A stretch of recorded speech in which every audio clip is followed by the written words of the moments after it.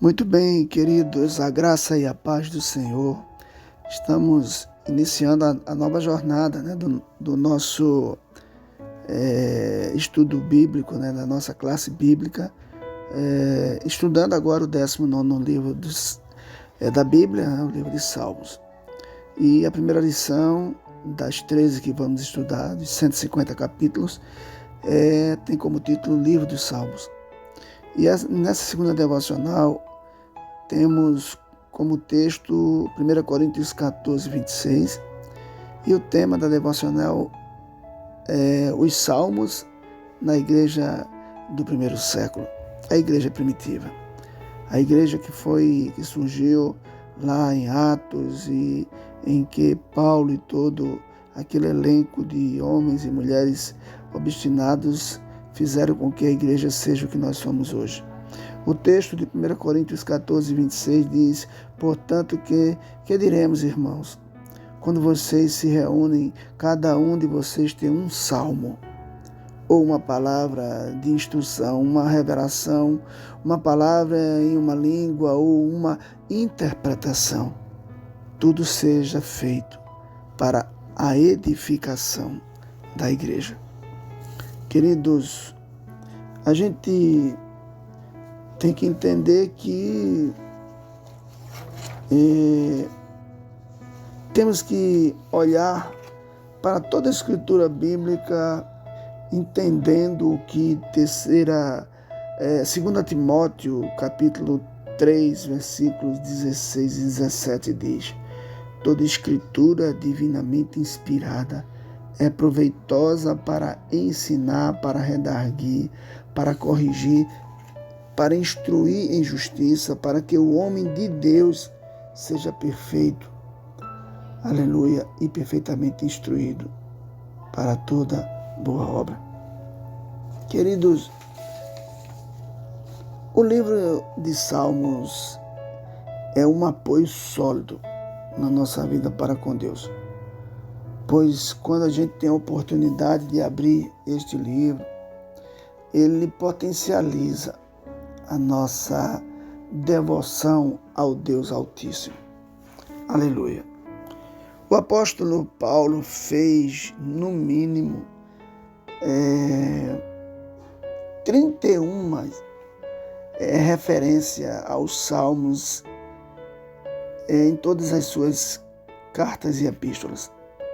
Citações entre alusão, sem contar os ecos, das palavras que ele ministrava, tinha sempre um eco que lembrava e que nos levava a um salmo, a um entendimento de que Paulo tinha uma profusão de estudo, porque ele era muito estudioso, muito inteligente sobre o livro de Salmos. E nesse texto, Paulo faz uma alusão, uma rápida menção, uma referência vaga de maneira indireta para uma igreja complicadíssima. Paulo usa da liberdade para citar alguns salmos em seus escritos, liberdade que não reflete apenas um medo, ou um modo, na verdade, apenas um modo de uso do texto do Antigo Testamento, mas a sua principal característica, a convicção de que em Jesus Cristo todas as promessas se cumprem. Aleluia.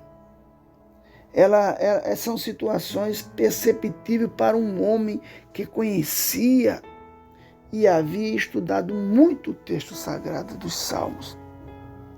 Paulo aqui trata uma igreja extremamente problemática, a qual ele amava muito, e após várias situações de problema, dentre eles divisão, imoralidade dentro da igreja, tratamento acerca do casamento, comida santificada aos ídolos, direitos de um apóstolo,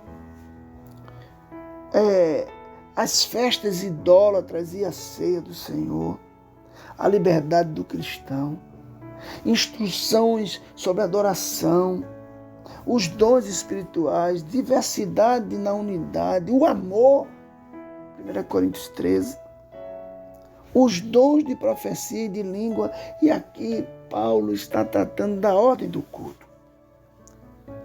Esse texto de 1 Coríntios capítulo 14, 26, queridos, ele faz parte do grupo temático para esse versículo, que se enquadra em pessoas e ofícios sagrados.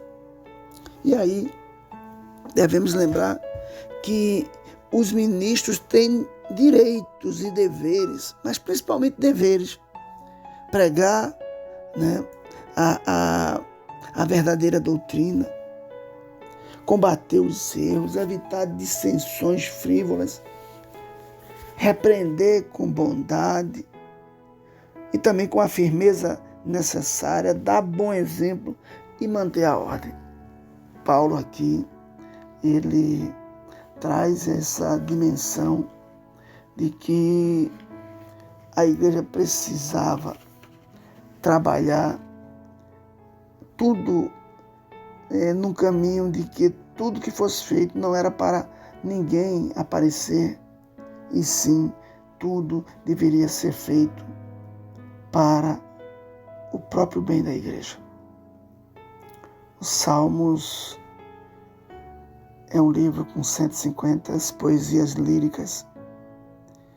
E é o que eu falei aqui em 2 Timóteo 3,16, que a gente pode afirmar que a relevância de cada uma dessas poesias está no fato de que todas foram inspiradas por Deus, pois cremos que toda a Escritura é divinamente inspirada.